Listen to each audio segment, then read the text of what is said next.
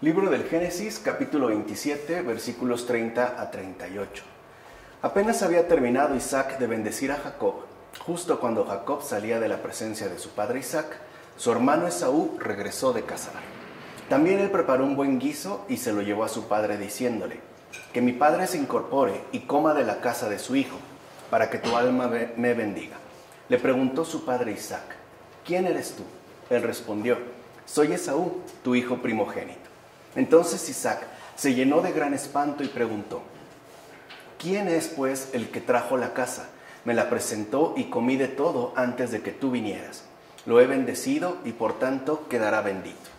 Cuando Esaú oyó las palabras de su padre, lanzó un tremendo grito lleno de amargura y pidió a su padre: bendíceme a mí también, padre mío. Este le dijo: tu hermano ha venido con engaño y ha recibido la bendición que te pertenecía a ti. Él contestó: con razón se llama Jacob, pues me ha suplantado 2 veces. Me arrebató la primogenitura y ahora se lleva la bendición que me pertenecía a mí. Y preguntó: ¿no te ha quedado una bendición para mí? Respondió Isaac y dijo a Esaú: le he constituido tu señor, le he dado a todos sus hermanos como siervos y le he entregado el trigo y el mosto. ¿Qué voy a hacer por ti, hijo mío? Respondió Esaú a su padre: ¿solamente tienes una bendición? Bendíceme también a mí, padre mío. Y Esaú rompió a llorar a gritos. Cuando llegó Esaú con su padre, se encontró con que el hermano menor había recibido la bendición en su lugar y no fue bendecido ya con una segunda bendición. Aquellos 2 hombres representaban en efecto 2 pueblos. Pues bien, la única bendición es el signo de la unidad de la iglesia. Son 2 pueblos, pero estos 2 pueblos que pertenecen a Jacob son representados de distinta manera. En efecto, nuestro Señor Jesucristo, que había venido para los judíos y los gentiles, fue rechazado por los primeros, simbolizados en el Hijo Mayor. Sin embargo, eligió a algunos de ellos, que fueron simbolizados por el Hijo Menor, es decir, a aquellos que habían comenzado a desear y comprender las promesas del Señor según el Espíritu. Estos últimos estaban ya deseando, conforme al Espíritu, aquella ciudad en la que nadie nace carnalmente, y por tanto tampoco nadie muere según el Espíritu, como afirma Agustín en su Sermón 4. Y esto es muy importante porque de entrada pareciera que si nosotros nos atenemos al sentido literal, la cuestión es distinta. Parece prevalecer en efecto un engaño, una suerte de trampa, ¿no? Una insidia que termina por arrebatarle la bendición a Esaú. No obstante, hay que comprender también espiritualmente la Escritura y captar de una mejor manera lo que ahí se está indicando. Para empezar, como afirmó Agustín, que aquí se hace referencia a los 2 pueblos, o sea, al pueblo judío y al pueblo de los gentiles, los cuales están simbolizados, como hemos dicho, tanto por el hermano mayor, es decir, por Esaú, para el pueblo judío, y Jacob, para el hermano menor, es decir, en este caso, el pueblo de los gentiles, la iglesia de los gentiles. Así pues, esto iría más allá de lo que nosotros podríamos llegar a captar en un primer momento. Y esto es muy importante de no perderlo de vista, ya que enriquece el sentido que la Escritura, en efecto, nos pretende ofrecer a cada uno de nosotros. Ahora bien, el plato de Esaú significa el culto del pueblo bajo la ley. Recuerden que también Esaú ha preparado un guiso. Este guiso, como afirma este padre de la iglesia, significa el culto del pueblo bajo la ley. Repletos de vanagloria, están convencidos de alcanzar la justificación mediante la circuncisión. De hecho, ofrecen a los paganos convertidos en alimento, mientras ellos mismos necesitan alimento, porque no pueden tocar el pan del cielo, como afirma Hipólito en Sobre las bendiciones de Isaac y Jacob. Recordemos que en estos momentos, es decir, en estos tiempos patrísticos, era muy importante recordar el hecho mismo de que la iglesia estaba fundada en las promesas ya dadas en las Escrituras. De ahí pues que a veces se establezcan marcados contrastes entre los paganos y los judíos. Algunas cosas, por ejemplo, iban a ser muy importantes de destacar, como el hecho mismo de que el culto dado por el pueblo judío bajo la ley no era precisamente el alimento fundamental que había de ofrecerse, tanto por parte de Dios hacia los hombres como de los hombres hacia Dios, ¿no? Como aquí enfatiza San Hipólito, este pueblo no puede tocar el pan del cielo, como de hecho ocurre hasta la fecha. Por otra parte, lo acontecido a Jacob era un misterio de la economía divina. Recuerden que cuando se habla de la economía divina, se está hablando de esta sabia administración de la salvación, conforme al plan divino que Dios ha tenido preparado desde antes de la creación del mundo. Bueno, en efecto, cuando la Escritura dice que Isaac se llenó de gran espanto, es esto lo que viene a significar, que Isaac quedó pasmado ante lo sucedido, porque de antemano veía que gracias a su hijo menor, es decir, a Jacob, los gentiles serían bendecidos por Dios y asimismo entrarían en la alianza de la promesa hecha a los patriarcas. O sea, no es un espanto en el sentido habitual en el que nosotros lo entendemos, sino que tiene que ver con un asombro debido a la desmedida bondad que Dios ha manifestado y que es aquello que ha comprendido en su momento, o que mejor dicho, ha experimentado ya en su momento el propio Isaac. Es decir, quedar pasmado ante lo que Dios está, anunciando. O sea, que los gentiles también van a ser bendecidos por Dios y por ende no quedarán excluidos de la alianza hecha a los patriarcas. Esta es la razón por la que Jacob, en el momento de nacer, se agarraba al talón de su hermano Esaú. Y efectivamente, Esaú es el primero, es el mayor. Jacob es el segundo. Pero ya desde nacer, se agarra al talón de su hermano. Y ciertamente el último pueblo, por seguir fielmente las huellas de los profetas, se adueñaría de la primogenitura, es decir, el ser hallado el primero en la nueva alianza, como afirma también Hipólito. O sea que, de acuerdo con los padres de la Iglesia, el pueblo de los gentiles, el pueblo cristiano, es aquel que se mantuvo aferrado a las huellas dejadas por los profetas, que ya estaban expresadas en el hermano mayor, es decir, en este caso, en el pueblo judío. Y es esto lo que conduciría a que este último pueblo, este segundo pueblo, se adueñara finalmente de la primogenitura y por ende apareciera ya como el primero dentro de la nueva alianza. Recuerden que aquí los papeles, por así decirlo, se han invertido. Esto no significa que ahora el que ha pasado a segundo plano, es decir, el pueblo judío, quede excluido de la nueva alianza. Simple y sencillamente ha pasado de ser el primero a ser ahora el segundo, porque también es evidente que esperamos, porque Dios mismo así lo quiere, la salvación entera del pueblo judío. Pues bien, Esaú se lamentó muchísimo, pero no por haber perdido las bendiciones espirituales, y esto también es muy importante de captarlo, sino por verse privado de los buenos frutos de una tierra bendita. O sea, digamos que no se llenó de amargura por haber perdido todas estas bendiciones espirituales que contenía en sí la primogenitura, sino por el hecho de ya no verse dueño de una tierra fértil que produciría abundantes frutos. O sea, lo que le pesó en este caso a Esaú fue el verse despojado de una fuente de riqueza meramente terrena, es decir, material. Se lamentó no por no poder ser justo, sino por no poder ya esclavizar a su hermano.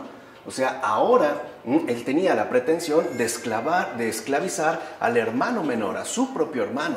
Pero ahora esta pretensión de esclavitud ha quedado desbaratada.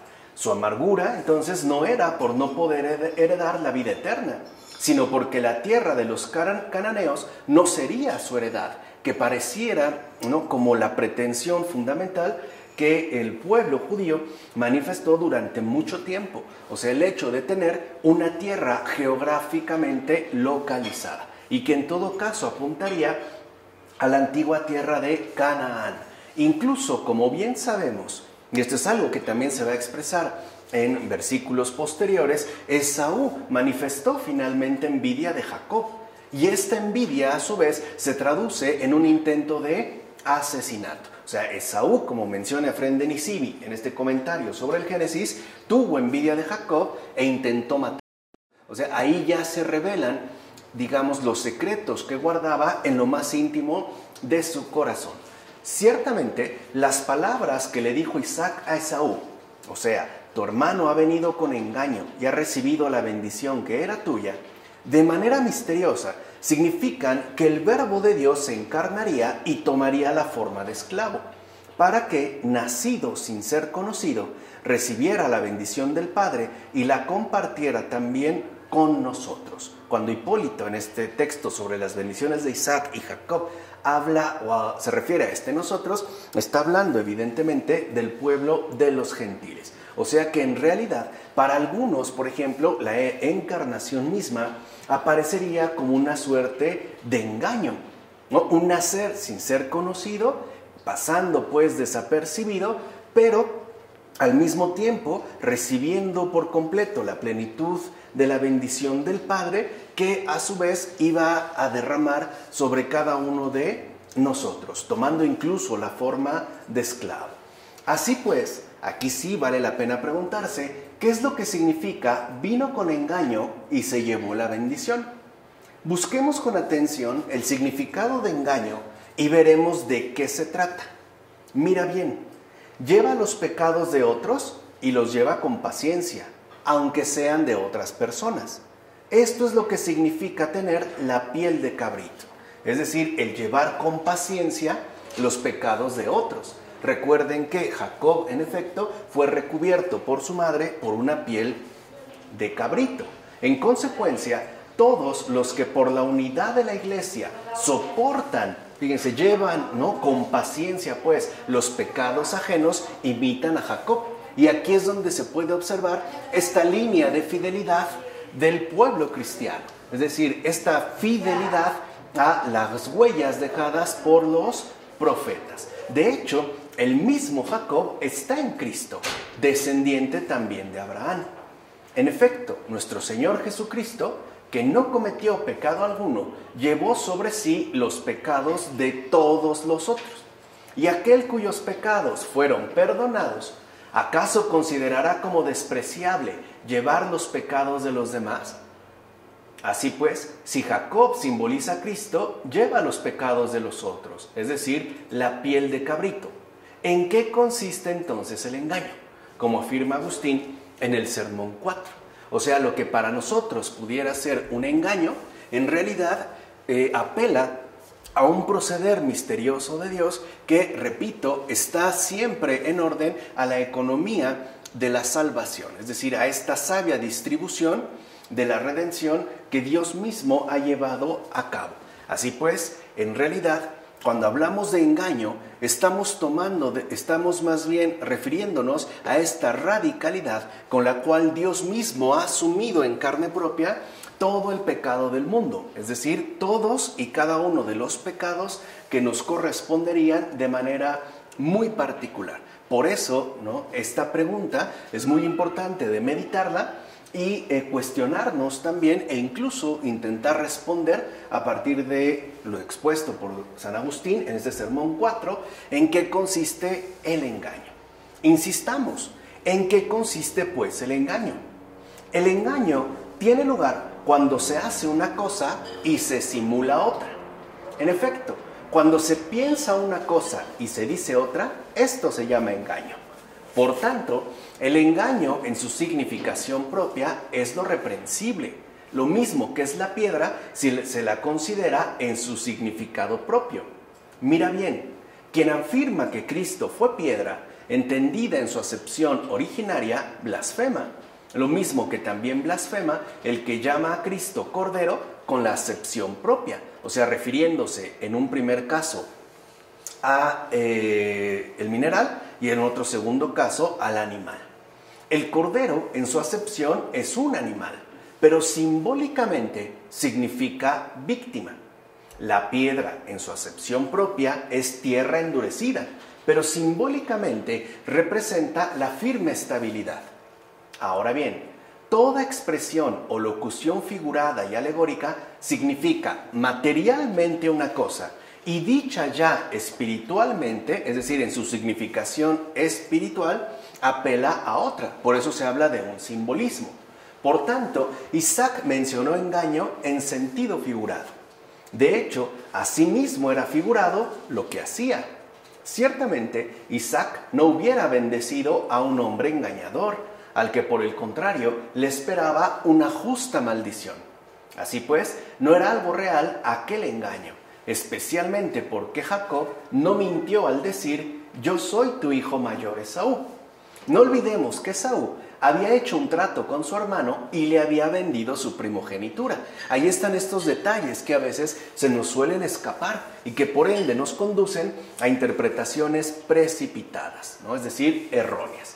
Así pues, la dignidad de la primogenitura no se la había arrebatado a la casa de Isaac, sino que permanecía allí, tan solo que ya no permanecía en aquel que la había vendido, como afirma Agustín también en este sermón 4, lo cual nos ayuda a aclarar más esta expresión de engaño. Por último, fíjate en lo siguiente: Esaú dijo con razón: se llama Jacob. Efectivamente, Jacob significa tropiezo. Ahora bien, el tropiezo tiene siempre su efecto cuando es entendido figuradamente, es decir, en el sentido de engaño.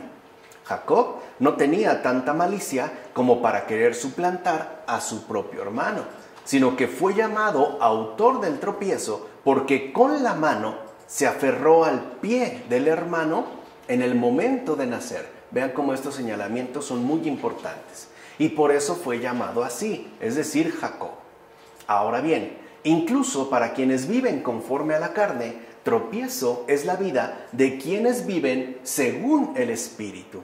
En efecto, todos los que viven carnalmente, cuando miran con mala intención a los que viven según el Espíritu, ascienden a tropezones y se hacen incluso peores. Para algunos, vivir según el Espíritu conduce a la vida, pero para otros es tropiezo que lleva a la muerte. Ahí es donde se ve la mano en sentido espiritual y el pie en sentido terrenal. En efecto, los espirituales recorren su vida sin preocuparse de otra cosa que no sea el bien vivir. Pero los que miran con malos ojos a quienes viven así tropiezan y hasta cometen graves pecados. Por ejemplo, persiguiendo, ofendiendo y lastimando a los de vida creyente. Algo que sabemos suele ser hasta la fecha bastante común y frecuente. En todo caso, son capaces de matar al inocente por pura envidia y malicia. Algo que también sucede fuera, por decirlo de esta manera, de los propios ámbitos creyentes. El envidioso es capaz, por pura envidia, de matar al inocente. O sea, ahí es donde se podría poner al descubierto incluso el alto nivel de su propia malicia. ¿O no fue por eso que el hijo mayor mató incluso al santo de los santos? Ya sabemos de quién se está hablando en este caso, al referirse al hijo mayor. Por eso Esaú, el hijo mayor, fue suplantado en la bendición del padre, como afirma Agustín también en este sermón número 4. Recuerden que Dios sabe muy bien lo que hay en el fondo de cada uno de los corazones. Así pasamos a los versículos 39 y 40 de este capítulo 27. Isaac, su padre, le respondió diciendo: mira, lejos de las tierras ricas tendrás tu morada, lejos del rocío que baja del cielo. Gracias a la espada vivirás y a tu hermano servirás, pero cuando te rebeles, echarás su yugo de tu cuello. Lo dicho por Isaac, ¿tiene fuerza de bendición o de profecía? Como hemos mencionado, lo dicho en este caso por Isaac, es decir, en estos versículos, ¿tiene fuerza de bendición o de profecía? Hay que comprender todo el contexto. Ved que dice: junto a las tierras ricas tendrás tu morada.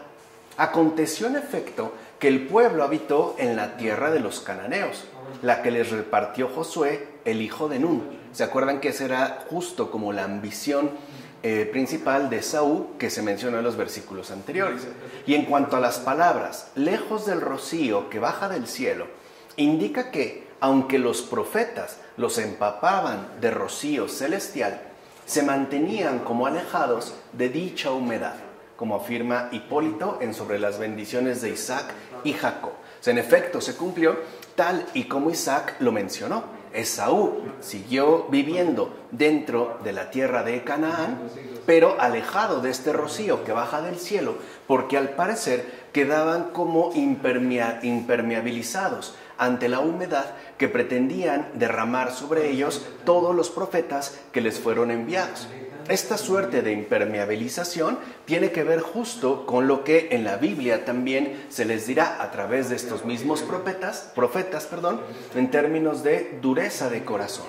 Por eso, mira bien, Esaú recibió en efecto la fertilidad de la tierra y el rocío del cielo.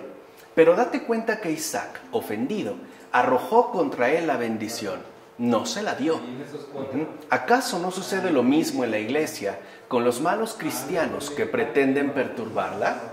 Es decir, que a pesar de todo son tolerados en aras de la paz, escuchados y que tienen los mismos sacramentos, y a veces se sabe abiertamente que son malos y que quizá no se les pueda convencer de sus errores. Esto es muy importante. O sea, a veces a estos malos cristianos ya se sabe pues abiertamente que no son precisamente buenos y que incluso no se les va a poder corregir, no se les va a poder enderezar de sus errores. De hecho, no se les puede convencer de sus errores ni con castigos, ni degradándolos, ni apartándolos, ni excomulgándolos. Y de estos tenemos muchos. Incluso si alguno persiste, a veces se llega a la fractura de la iglesia, como también ha ocurrido. En tal caso, se obliga al jefe de la iglesia a decir: mira, tienes la fertilidad de la tierra y el rocío del cielo. Usa pues de los sacramentos. No estés comiendo tu condena, ni estés bebiendo tu propia perdición. Sabes bien que eres aceptado, porque es necesaria la paz en la iglesia. Pero en tu corazón no hay sino desórdenes y divisiones. Por eso vivirás de tu espada, y no de lo que recibes de parte del Señor, es decir, la paz. Esto ni siquiera te interesa. Si en verdad te interesase, sentirías vivamente que el Señor es bueno e imitarías su bondad y humildad, no la soberbia del diablo. De hecho, tal parece que hasta te deleitas con los desórdenes y las divisiones, pues en efecto, vives de tu espada. A veces esta espada es simple y sencillamente la lengua. Cambia pues y quita el yugo diabólico de tu cuello, como afirma Agustín en este sermón 4. O sea que también hay una invitación a la rebeldía, a rebelarnos pues de ese tiránico yugo que el diablo busca imponer en cada uno de nosotros. Sobre todo, por ejemplo, a partir de este énfasis puesto en la división en cualquiera de sus respectivas formas. La más quizá dura, la más peligrosa sería efectivamente la discordia. O sea, cuando se busca sembrar discordia, aún sea al interior, por ejemplo, de la propia iglesia o al exterior, no importaría. Por eso es fundamental que aunque muchos de nosotros seamos tolerados en la iglesia, ¿no? Porque es necesaria la paz, no por eso sigamos con ese yugo diabólico que nos somete finalmente a la división, a la discordia y que además, lo más triste de todo, nos priva de aquello que el Señor nos brinda, o sea, la paz del corazón. Porque a muchos de nosotros, como afirma Agustín, eso ni siquiera nos interesa. O sea, nuestros intereses están puestos en 1001 cosas más, menos en lo verdaderamente importante. Ahora bien, las palabras gracias a la espada vivirás significan a su vez que el pueblo nunca cesó de guerrear y de ser combatido por las naciones que lo rodeaban. Esto ya lo vimos cuando expusimos, ¿no?, la Biblia en su contexto a partir del pueblo, según lo puesto de manifiesto por las mismas escrituras. En cambio, lo de a tu hermano servirás indica el tiempo, aún vigente ahora, en que el Salvador ha venido para visitar a sus propios hermanos según la carne. Así pues, es a él a quien el profeta nos invita a obedecer y a servir. Por eso añadió: pero cuando te rebeles, echarás su yugo de tu cuello. ¿Y qué yugo es este, si no es el que yace en la ley? En efecto, ya no se trata de vivir como esclavos bajo el yugo de la ley, sino que, creyendo como seres humanos libres en el Evangelio, podamos ahora vivir según el Espíritu de salvación, como afirma Hipólito en Sobre las bendiciones de Isaac y Jacob. O sea que a veces, en efecto, la ley puede transformarse en una especie de servidumbre. Por ejemplo, todos aquellos que son esclavos del cumplimiento de la ley o de la regla, pero despreciando las exigencias concretas de la caridad en cada situación particular de vida. Esto es, digamos, estar sometido al yugo de la ley en lugar de vivir libremente el Evangelio, o sea, según el Espíritu de salvación. Y esto puede ser a causa de varios motivos, pero aquí solo quisiera expresar dos. El primero es que es mucho más cómodo mantenerse esclavizado al cumplimiento de la ley. O sea, así nos sentiríamos mucho más conformes con lo que realizamos sin tener que arriesgar más allá de nuestras meras convivencias. Y en segundo lugar, porque esta misma sensación de comodidad nos lleva a una especie como de adormecimiento espiritual. O sea, sabemos, por ejemplo, que ya hemos cumplido o cumplimos por cumplir, pero no aportamos algo más, así sea mínimo, a esta obra salvadora que Dios quiere que realice cada uno de nosotros. Por eso en los creyentes actuales es muy peligroso ese como énfasis puesto en el formalismo creyente. O sea, el pensar, por ejemplo, que asisto a la celebración litúrgica, es decir, a la misa, porque tengo que asistir, porque estoy cumpliendo con mi deber.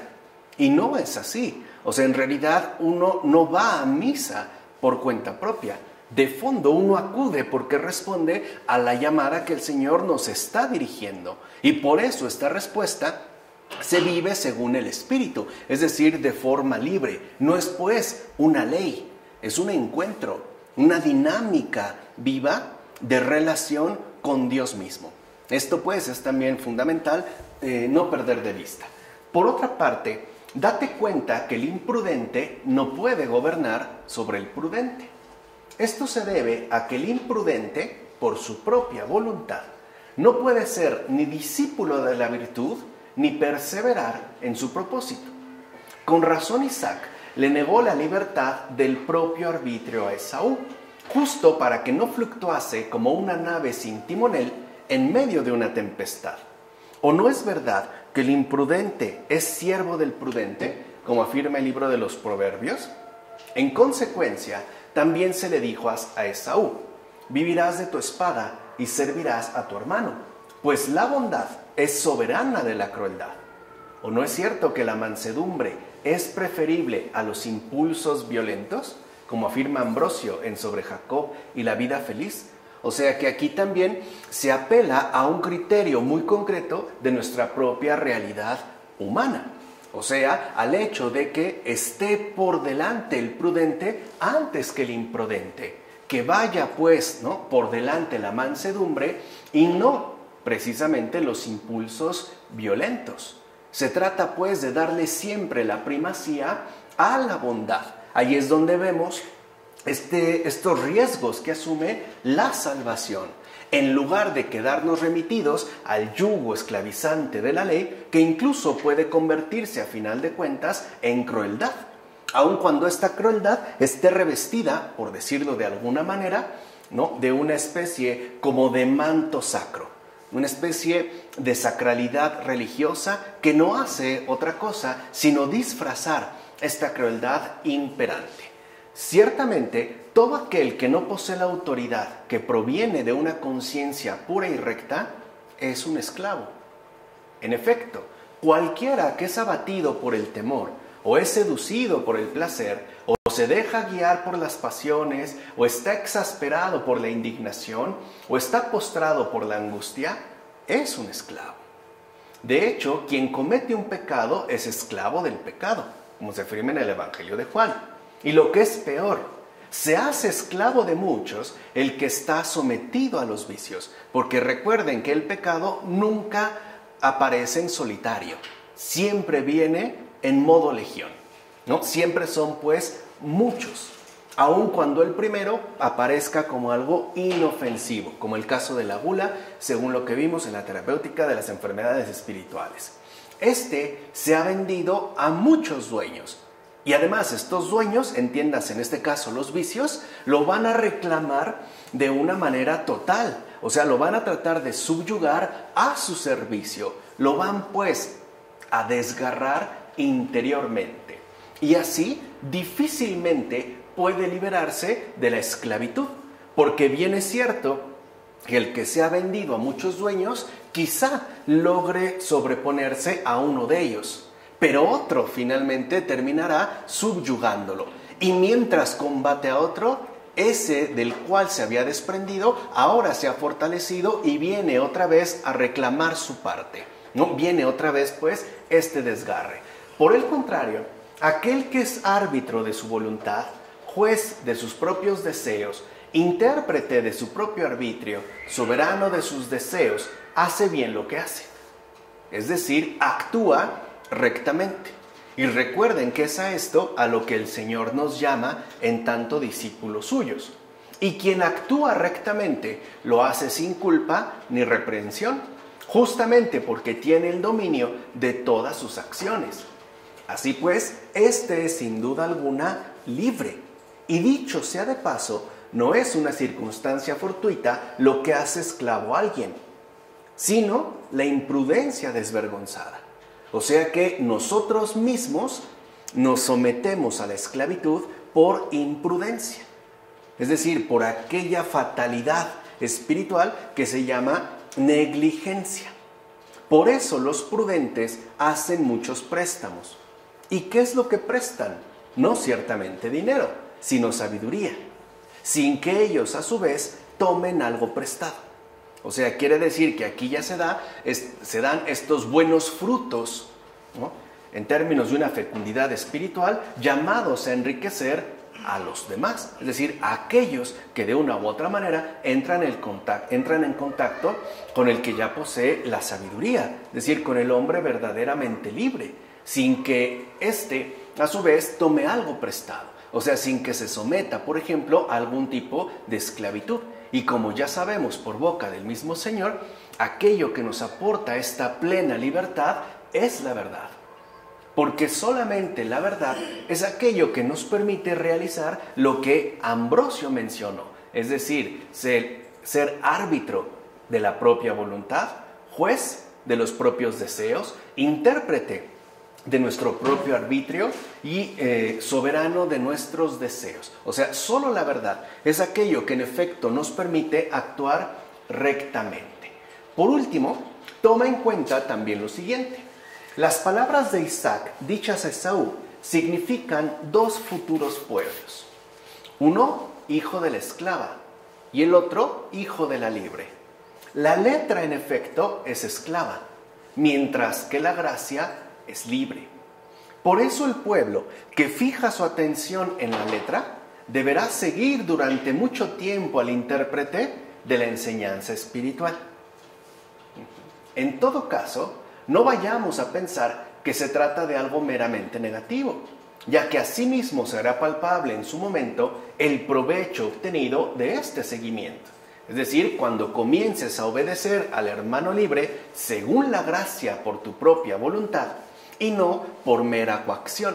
O sea que nosotros, en efecto, no podemos saltarnos la realidad concreta de la letra, sino que tenemos que asumirla y profundizarla hasta alcanzar libremente, o sea, según la gracia, ¿no? Ya no por obligación, sino por una total convicción, aquello que en efecto se nos quiere ofrecer, o sea, el sentido espiritual.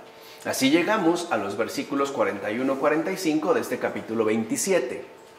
Esaú odiaba a su hermano por la bendición con que le había bendecido su padre, y pensó en su corazón: ya están cerca los días de duelo de mi padre, entonces mataré a mi hermano Jacob. Le contaron a Rebeca las palabras de su hijo mayor Esaú, Y ella mandó a llamar a Jacob, su hijo menor, y le dijo: tu hermano se quiere vengar de ti matándote. Ahora, hijo mío, escucha mi consejo. Ponte en marcha y huye a donde mi hermano, a Harán. Quédate allí algún tiempo hasta que se le pase la furia a tu hermano, hasta que se calme su ira contra ti y se olvide de lo que has hecho. Entonces mandaré a buscarte allí. ¿Por qué he de perderos a los dos en un solo día? Para empezar, no debemos dejar sin justificación a los padres porque han preferido el hijo más joven al mayor. En efecto, hemos de tener cuidado de que alguno, siguiendo su ejemplo, haga un juicio injusto entre sus hijos. Por ejemplo, considerando que uno debe ser amado y el otro tenido en menos. Mira que de ahí se provocan enemistades entre hermanos. O sea que también los padres jugamos un papel muy importante en las enemistades que se dan entre los hermanos. O sea, no solo es una cuestión que les atañe a ellos como hermanos, es una cuestión que involucra directa y notablemente a los propios padres. O sea, a veces justo porque hemos seguido un juicio incorrecto, dándole preferencia a alguno y teniendo a otro en menos. Y por acrecentar también el vil dinero, incluso se trama el crimen de fratricidio. Así pues, la misma medida del afecto debe extenderse por igual a todos los hijos, aunque nos cueste, aunque involucre hacernos una determinada violencia. Ciertamente admitimos que el afecto al más cariñoso lleve consigo algo de demasía. O sea, que en efecto al más obediente, al más cariñoso, al más noble, pues tengamos como cierta preferencia. Pero no por eso debemos olvidar que el ejercicio de la justicia debe ser para todos del mismo rasero. O sea, no porque uno sea, por ejemplo, más cariñoso, entonces deberá tener obligatoriamente mayor cariño. Debemos de aplicar este criterio de justicia para todos y cada uno de los hijos. Ciertamente, se da más al hijo predilecto si se busca para él el amor de sus hermanos. Pero se le quita más a aquel que está abrumado por la envidia que suscita una injusta preferencia. Y vean, aquí hay como dos criterios que si nosotros los tomáramos en serio, nos ayudaría a arreglar muchas enemistades filiales, es decir, muchas enemistades entre hermanos. Repito, si realmente nosotros preferimos al predilecto, es porque dentro de esta preferencia estamos contribuyendo también al incremento del amor de parte de sus hermanos. Pero el problema es que esto puede conducir a lo siguiente.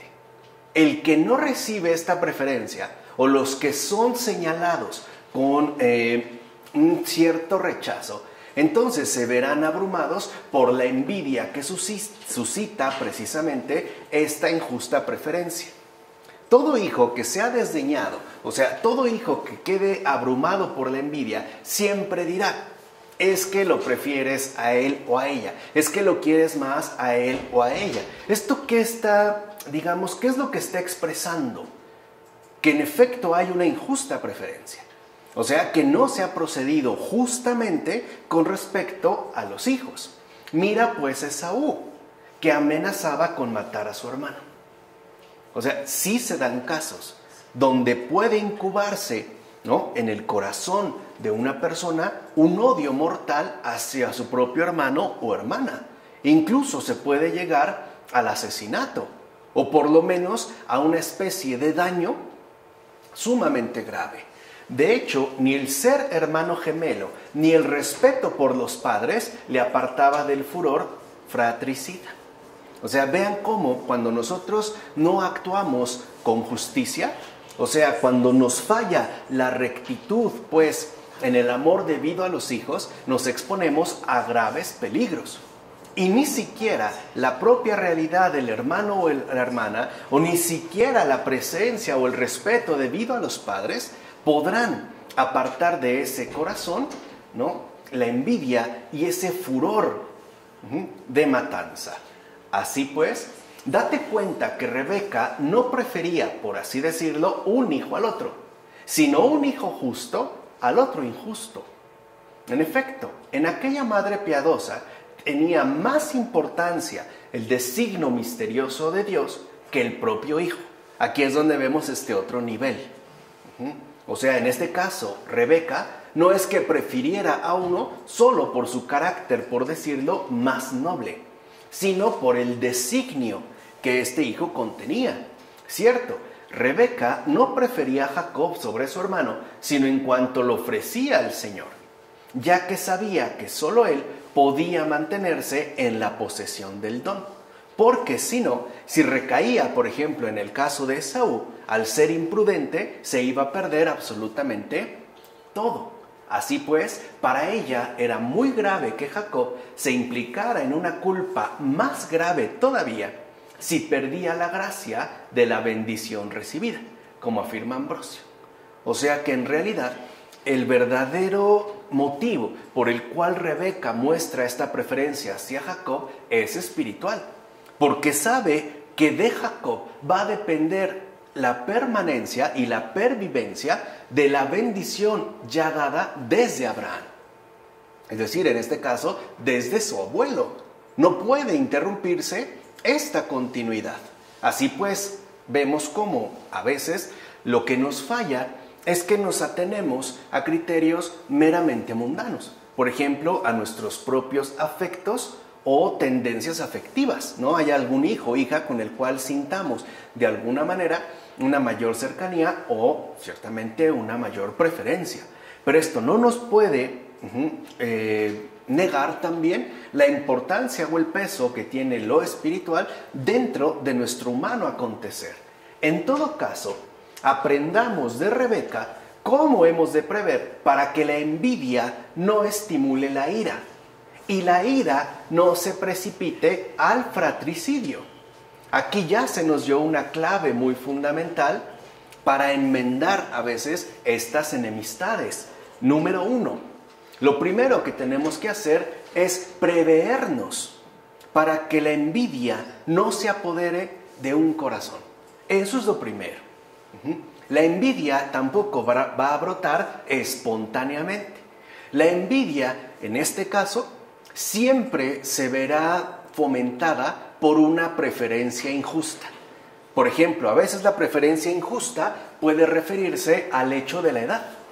A lo mejor porque es el más pequeño o es el más chiquito, ¿no? Y el otro no entiende, o sea, por qué realmente se le da preferencia solo porque sea menor a él o a ella, ¿no? Entonces, lo primero es prever.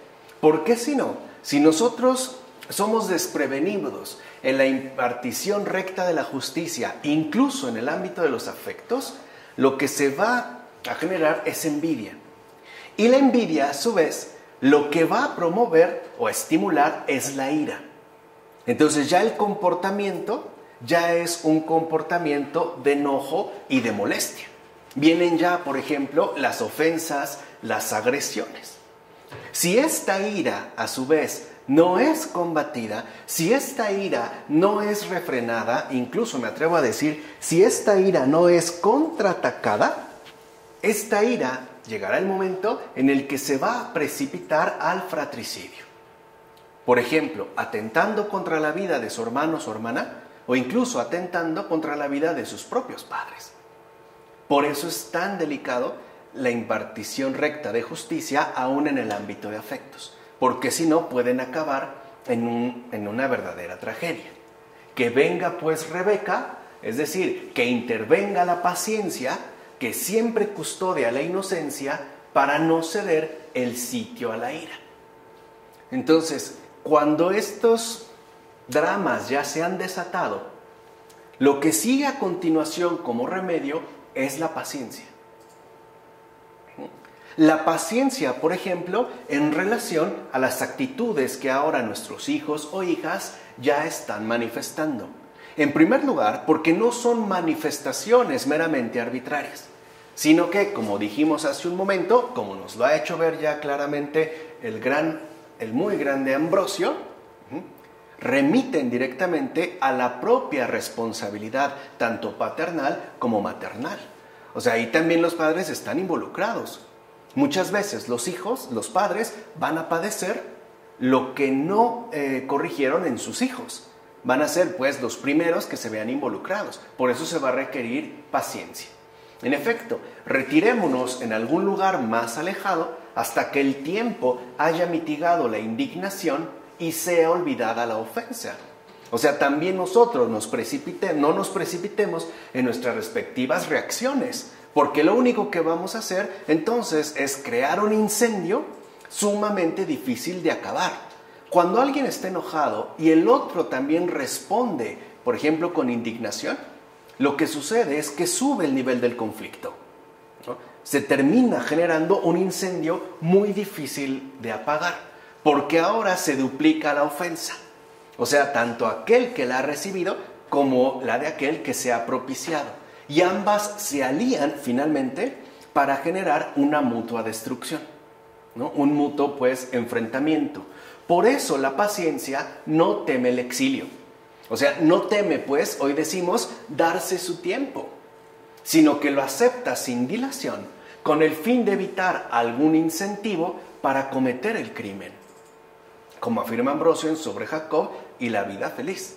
O sea, aquí también ya se nos incentiva para no promover jamás el crimen, en particular al interior de la propia familia. Ni siquiera, por ejemplo, en el ámbito laboral o en el más amplio ámbito social. ¿Cuántas personas por envidia no han matado a otra? Pero no es una cuestión meramente de locura. Es que sí abruma una injusta preferencia. Trastorna, ¿no? Trastorna el corazón de una persona.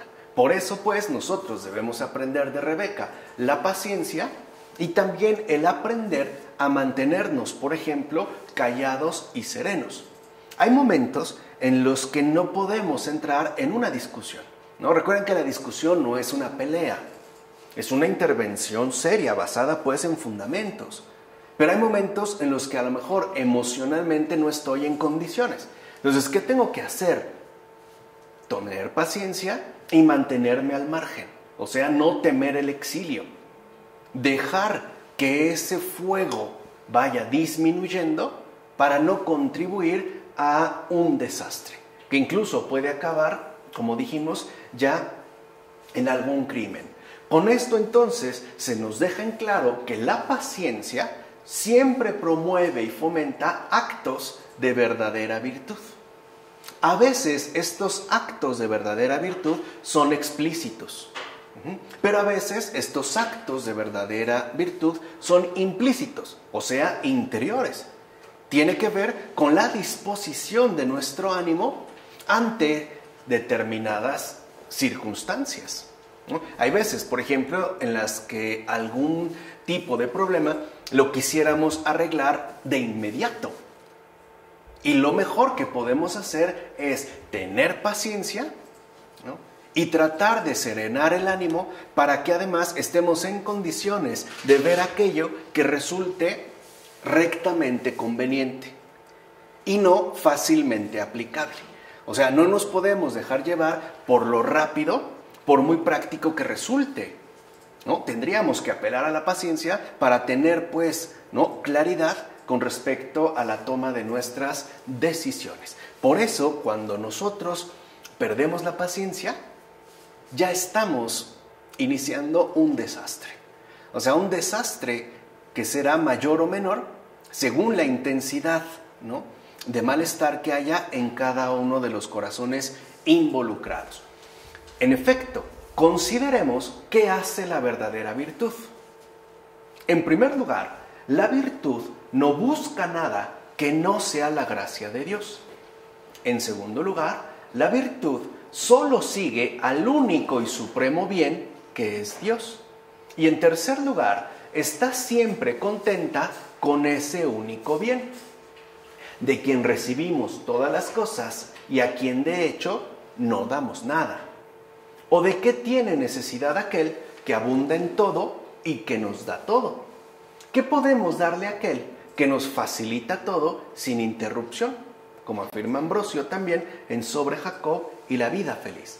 Por eso recuerden que es muy importante que nosotros entendamos ya a estas alturas de una manera muy nítida, muy clara, cómo la vida creyente debe estar a su vez adornada por el campo florido de las virtudes, y en particular por la paciencia y, ante todo, por la humildad, ¿no? Por esta sencillez. Incluso si nuestra situación familiar ya está desbordada, pues supliquémosle al Señor que intervenga Él con su gracia para remediar estos desajustes. Y en humildad reconocer también la responsabilidad que nos toca. A lo mejor no fui tan prudente, o fui muy imprudente, ¿no? O me faltó paciencia, o no puse atención en esto o en aquello, ¿no? Y con un corazón verdaderamente arrepentido, supliquemos ya la intervención directa del Señor. Así pasamos a este versículo 46 del capítulo 27. Rebeca dijo a Isaac: estoy asqueada de la vida junto a las hijas de Het. Si Jacob toma esposa de las hijas de Het, nativas del país como esas, ¿para qué quiero vivir? Vean cómo aquí se nos da otra faceta de Rebeca, ¿no? Fíjate bien en las palabras de Rebeca, es decir, cómo apeló a una excusa loable.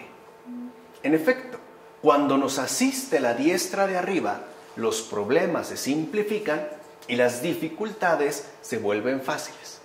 O sea, cuando la gracia nos asiste, no quiere decir que los problemas desaparecen. Tampoco las dificultades se esfuman. No. Lo que sucede, y ese es un signo claro de que Dios está interviniendo, es que estos problemas que pudieran parecer sumamente complicados, se simplifican. Y aquello que aparecía en un primer momento como dificultades incluso insuperables, se vuelven fáciles. Así pues, como ella tenía al Señor de todas las cosas secundando su intención, porque ya vimos cuál era la prioridad para Rebeca, se dispone con todas sus fuerzas a la realización del plan. O sea, pone todo su empeño en la salvación de su hijo. En sus palabras se deja entrever la inmoralidad de las esposas de Esaú. La inmoralidad, en efecto, genera en el alma noble una cierta repugnancia y hasta asqueo, ¿no? Hay como un rechazo. Además, a esto habría que añadir la fuerte aversión que ellas demostraron hacia ella y hacia su esposo Isaac. ¿O no dijo ya la Escritura que estas, o sea, las esposas de Esaú, fueron una amargura para Isaac y Rebeca? Buscando pues que él lo recuerde, o sea, Isaac, es como si Rebeca le dijera: ¿sabes ya cómo las esposas de Esaú me han hecho la vida imposible? Y cómo, a causa de su hostilidad, yo rehuyo de todas las hijas de los hititas. Así pues, si Jacob tomase una esposa de entre ellas, ¿qué esperanza de salvación me quedaría entonces? ¿Qué sentido tendría ya la vida para mí? Si nosotros no tenemos ya fuerzas para resistirlas, y en consecuencia, si Jacob se anticipa a tomar esposa de entre las hijas de esta tierra, es que la vida ha terminado ya para nosotros. Como afirma Juan Crisóstomo en las homilías sobre el Génesis. O sea, aquí se expone pues el verdadero drama de la vida humana. Porque ¿qué queda de las virtudes cuando la inmoralidad ha finalmente vencido? ¿Qué esperanzas tenemos para una persona que parece haber erradicado de su alma todas las virtudes? Ninguna.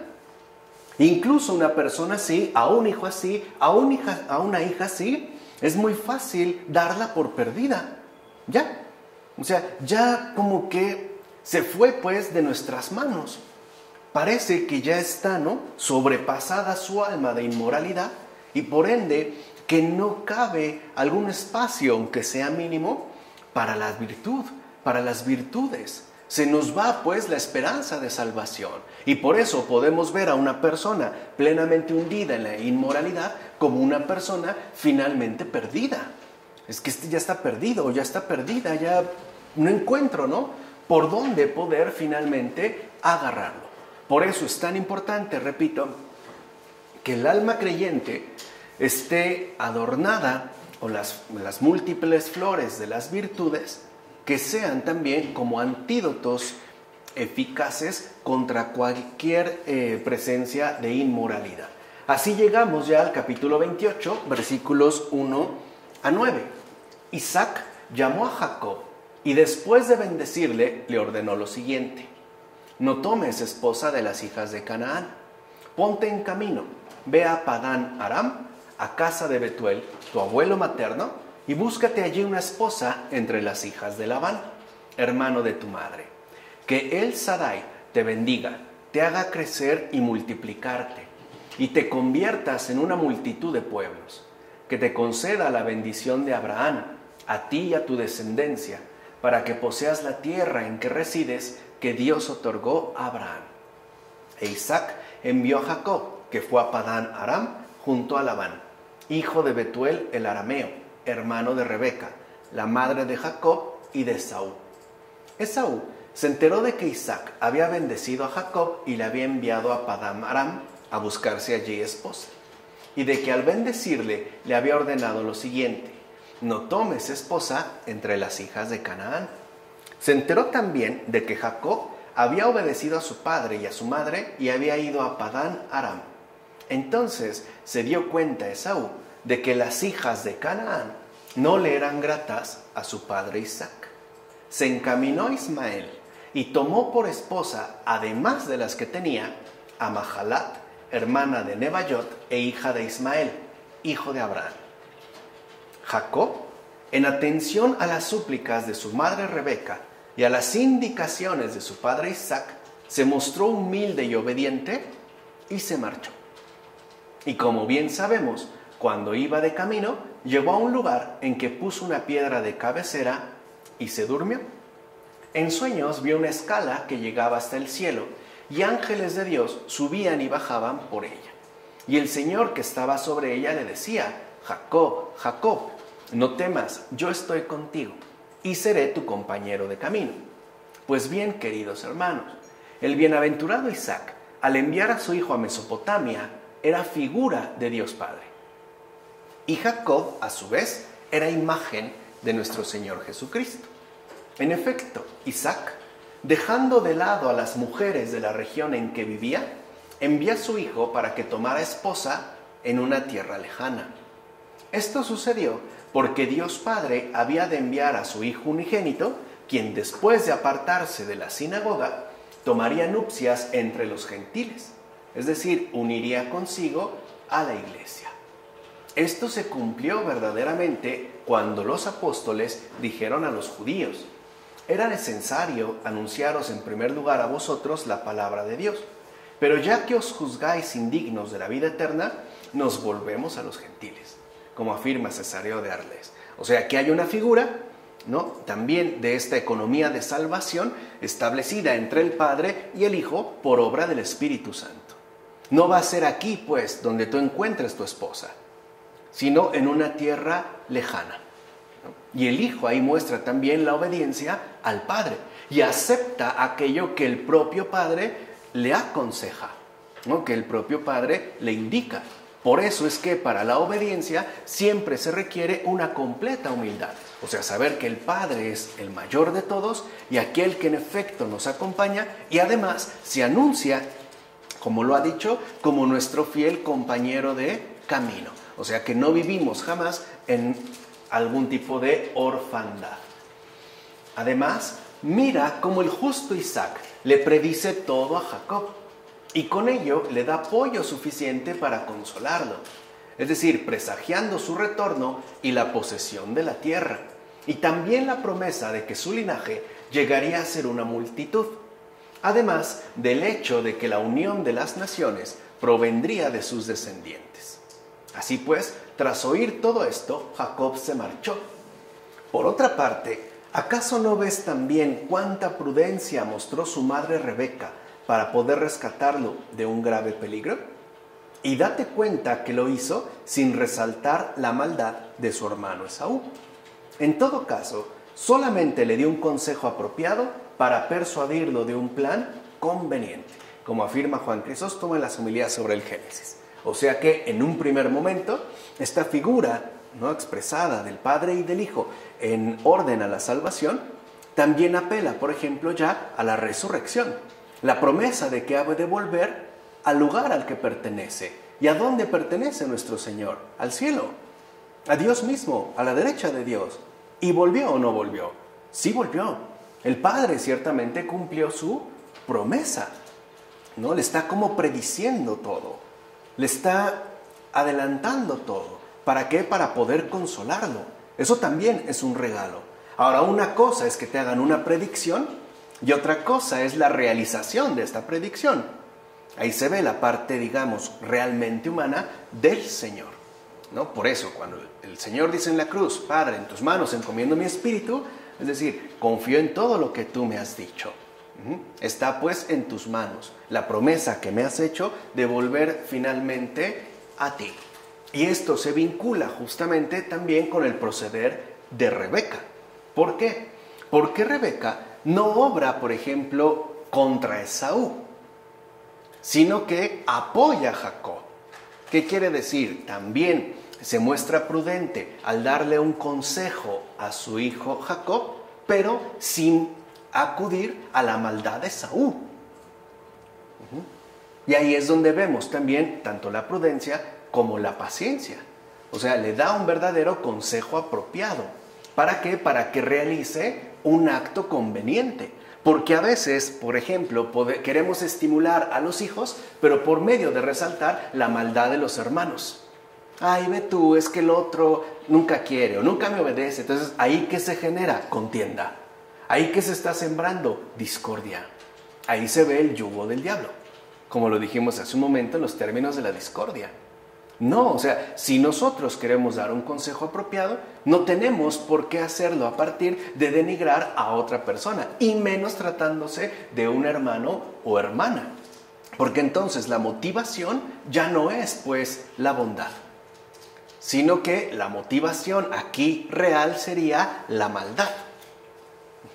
Y esto tuerce finalmente los caminos. Pasamos a los versículos 10 a 17 de este capítulo 28. Jacob partió de Beer-sheba y se dirigió a Harán. Al llegar a un cierto lugar, se dispuso a pasar allí la noche porque se había puesto el sol. Tomó una piedra de aquel lugar y colocándosela como cabecera, se acostó allí mismo. Entonces tuvo un sueño. Una escala apoyada sobre la tierra tenía la cima tocando el cielo, y los ángeles de Dios subían y bajaban por ella. El Señor estaba sobre ella y le dijo: Yo soy el Señor, el Dios de tu padre Abraham, el Dios de Isaac. Voy a darte a ti y a tu descendencia la tierra sobre la que estás acostado. Tu descendencia será como el polvo de la tierra. Te extenderás al este y al oeste, al norte y al sur, y en ti y en tu descendencia serán bendecidos todos los pueblos de la tierra. Yo estaré contigo y te guardaré donde quiera que vayas, haciéndote volver a esta tierra, pues no te abandonaré hasta que haya cumplido lo que te he dicho. Cuando Jacob despertó del sueño, exclamó: El Señor está realmente en este lugar y yo no lo sabía. Y lleno de temor añadió: Qué terrible es este lugar. Esto no es sino la casa de Dios y la puerta del cielo. No es como este famoso episodio del sueño de Jacob. Bueno, ahí tenéis a nuestro luchador. Iba huyendo de un hombre sumamente cruel, que era su propio hermano. Y como único apoyo, el único apoyo que tuvo fue una piedra. O sea, como único apoyo, se sirvió de una piedra. Pues bien, esa piedra es Cristo. Piedra que sirve de auxilio a quienes sufren persecución. Aunque para los incrédulos es motivo de tropiezo y piedra de escándalo. Ya sabemos que para los creyentes esta piedra es justamente auxilio, amparo y protección. Ahora bien, fíjate que el texto dice que ángeles subían y bajaban. ¿Por qué? Porque Jacob vio a los santos que ascienden de la tierra al cielo. Pero también vio ángeles que bajaban, es decir, vio al diablo, a los demonios y a todo su ejército arrojados del cielo. Ciertamente, gran dificultad entraña el hecho de subir desde la tierra al cielo. No van a decir que es fácil ser santo o ser discípulo de Jesús, ¿no? Por eso la propia Santa Teresa le decía, ahora comprendo por qué tienes tan pocos amigos. O sea, sí entraña una gran dificultad. Incluso no cabe duda que nos resulta más fácil precipitarnos que ascender. O sea, es más fácil caer, pues, que levantarse. ¿O acaso no es verdad que rodamos con facilidad? O sea, a veces basta un mínimo borde para que caigamos. Por el contrario, la ascensión supone un gran esfuerzo y una enorme fatiga. Y si llegas ya al primer escalón del cielo, ¿cuánto más me queda para llegar al cielo? O si incluso me encontrase ya en el segundo, en el tercero, el cuarto o quizás hasta el 10º, ¿de qué me sirve si no alcanzo la meta? Por muy alto que haya llegado. Supongamos que esta escalera tiene 15 peldaños y he llegado hasta el 14º. O sea, me falta solamente uno. ¿De qué me aprovecha si no logro llegar al 15º? ¿De qué me sirvió todo lo demás? De hecho, si he alcanzado ya el 15º nivel y me precipito desde allí, ¿no será mucho mayor la ruina? Como afirma Jerónimo en su comentario al Salmo. Por eso debemos aprender a que esta escalera, esta ascensión de la tierra al cielo, se realiza poco a poco, pero de manera constante y permanente. No son escaleras eléctricas. Son peldaños que hay que ir subiendo. Así pues, nosotros no solo nos empeñamos en subir, sino que al mismo tiempo nos empeñamos en no caer o en no recaer. Esto es fundamental, porque si no, ya vimos, la precipitación siempre nos está como acechando. ¿Cuántas veces pareciera que hemos alcanzado un cierto nivel de mejoramiento y pasa alguna cosa y nos vemos nuevamente abatidos, ¿no? Como si nos hubiésemos caído de lo alto. Por ejemplo, a lo mejor habíamos decidido ya no decir mentiras, íbamos muy bien y de repente otra vez, ¿no?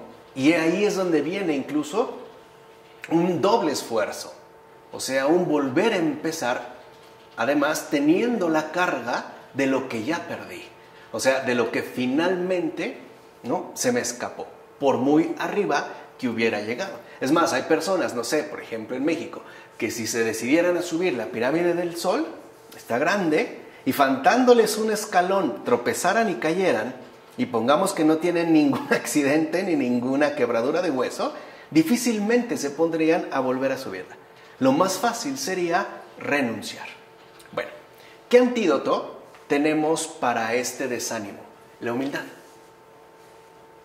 Ser lo suficientemente humildes de que caí, pero que puedo volver a empezar de nuevo, una vez más. Y ahí es donde se vuelve a involucrar lo que yo les había dicho, paciencia y humildad. La humildad siempre estimula la paciencia y la paciencia siempre también estimula a la humildad. ¿De acuerdo?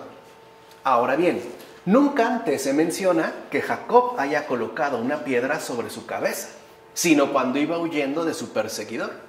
Recuerden que Esaú ya había dicho, además, ahí se sobreentiende, ¿no?, con eso que pensó en su corazón, que incluso Esaú se mostró altanero, porque lo ha de haber mencionado, siervos y siervas que tenía a su alrededor. Voy a matar a mi hermano, o sea, tratando de presumir, ¿no?, la hazaña. Por eso literalmente se corre la voz. O sea, no es algo que pensara solo en secreto, sino que para él implicaba también una especie de admiración sobresaliente, ¿no?, que lo admiraran pues por su respectivo propósito. Así pues, esta piedra le sirvió de apoyo y descanso.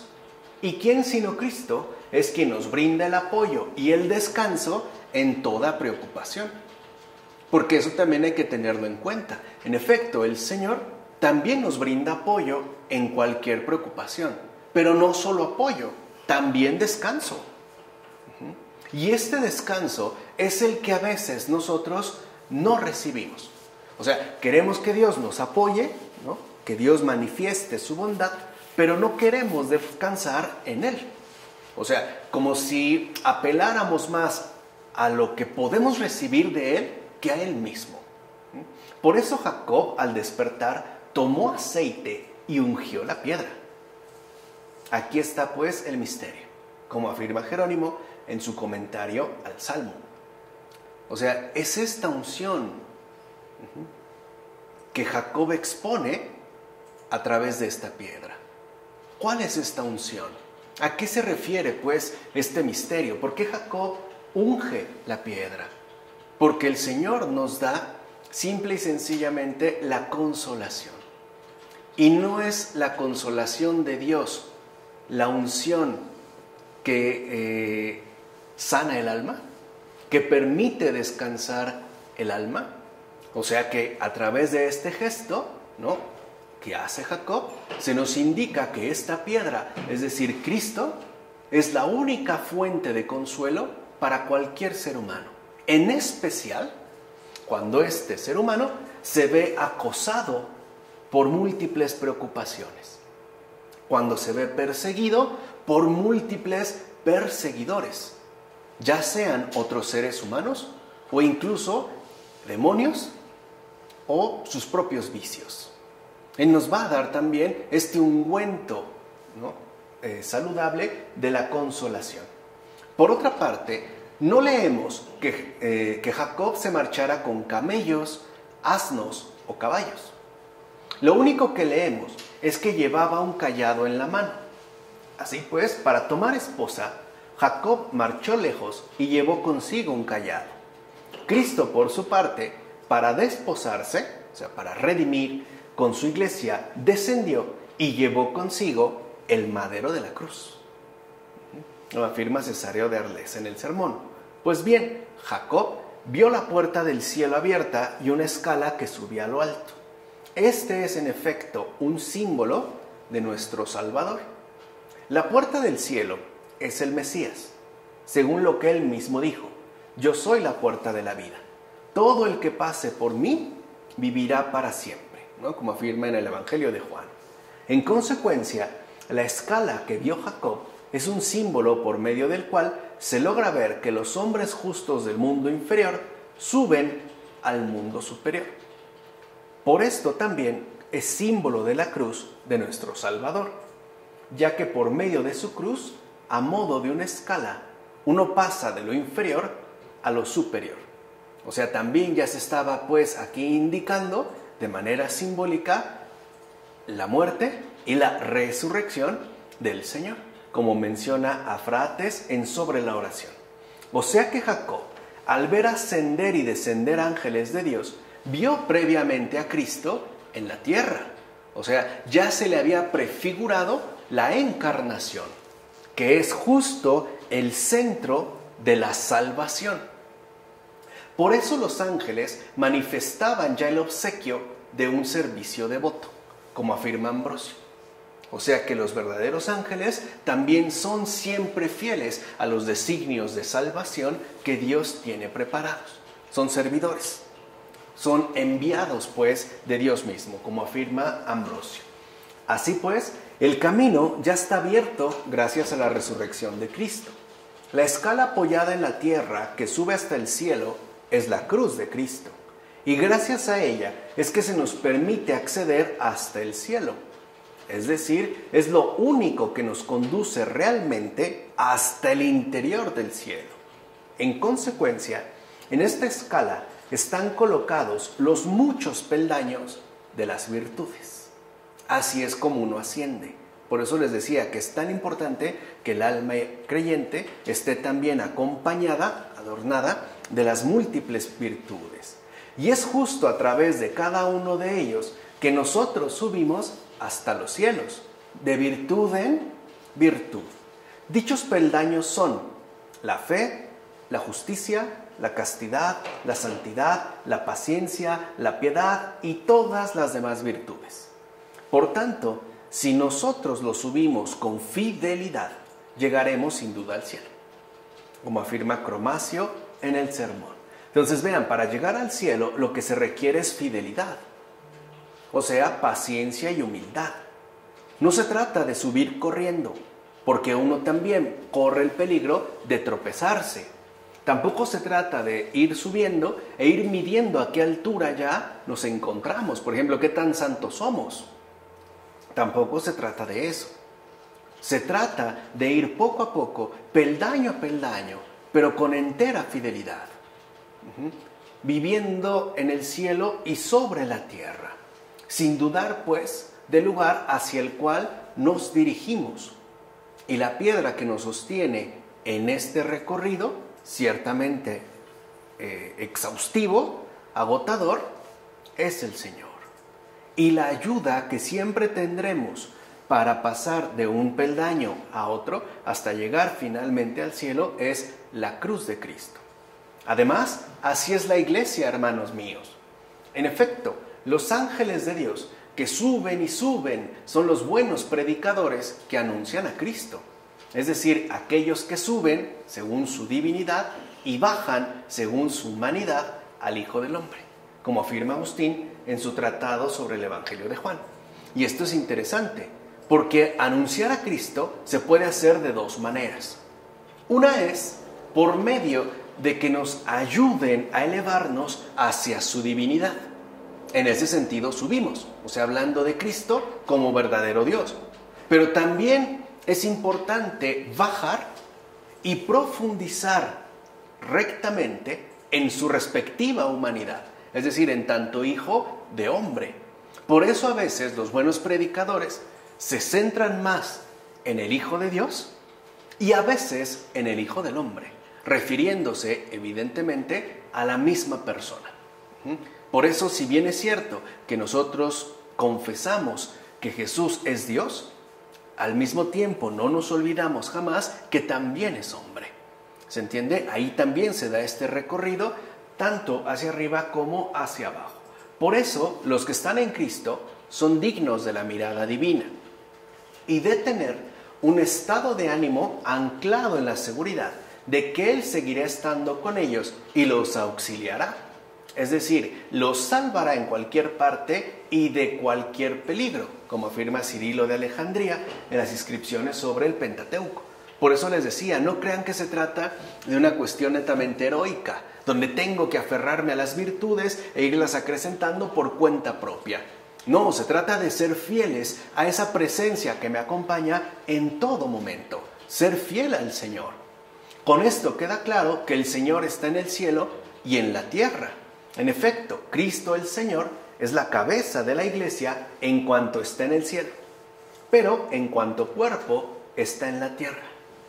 Por eso, cuando el apóstol Pablo perseguía a la iglesia, Cristo clamó desde el cielo: Saulo, Saulo, ¿por qué me persigues? Cita el libro de los Hechos de los Apóstoles. No dijo, ¿por qué persigues a mis siervos? O bien, ¿por qué persigues a mis miembros? No, ¿por qué me persigues a mí? Porque la iglesia es el cuerpo vivo del Señor. En cuanto cabeza, dijimos, está en el cielo, pero en cuanto cuerpo, está en la tierra. Por eso se habla también de la iglesia mística, tanto celestial como terrenal. De hecho, la visión de Jacob en sueños es lo que el Señor proclama de sí mismo en el Evangelio. Veréis el cielo abierto y a los ángeles de Dios subir y bajar sobre el Hijo del Hombre. Si los ángeles descendían hasta el Hijo de Dios porque estaba en la tierra, ¿cómo estos mismos ángeles subían hasta el Hijo del Hombre si no es porque está también en el cielo?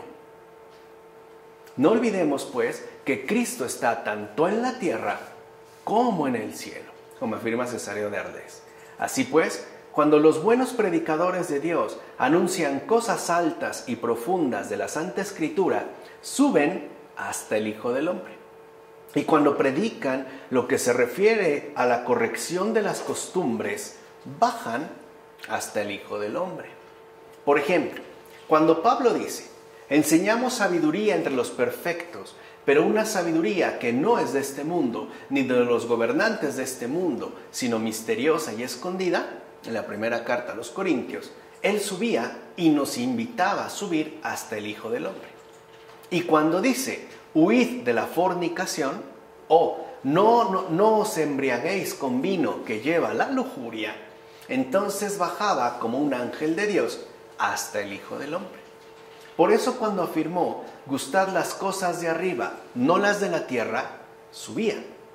En cambio, cuando dice,